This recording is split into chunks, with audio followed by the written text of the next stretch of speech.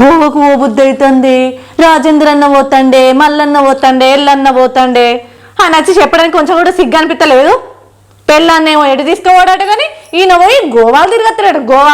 గోవాలలో దేనికోసం పోతున్నావు, ఎవరి కోసం పోతున్నావు? గోవాకు పోతా అని బాగానే ఎగురుతున్నావు. గోవాలో ఎవరి రమ్మంటుంది నిన్ను? గోవాకు పోయి బాగా ఎంజాయ్ చేద్దామని చూస్తున్నావు.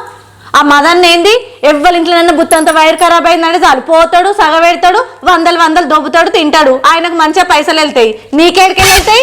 ఏం కట్టని చేస్తున్నావు మొగడా నువ్వు? గోవాకు పోతాడు. గోవాకు సిగ్గులే అనడానికి. అయ్యా నేను పైసలు ఇస్తే గోవా పోతాడట, నీకేమన్నా అనిపిస్తుందా? నన్నైతే ఎడు తీసుకోవు కానీ నువ్వైతే గోవాకు మనం గోవా వచ్చినాక పోదామే. నువ్వు గోవాకు పోయొచ్చినాక ఎప్పుడన్నా దబ్బన చూస్తే అట్లా నన్ను తీసుకుపోతావా అన్నట్టు. అవసరం లేదు, గోవా లేదు, గీవలేదు. గోవా కనుక ఇప్పుడు నన్ను కాదని పోయినవే అనుకో, ఇక నువ్వు మళ్ళీ ఇంటికే రావద్దు, అటే పోవాలి.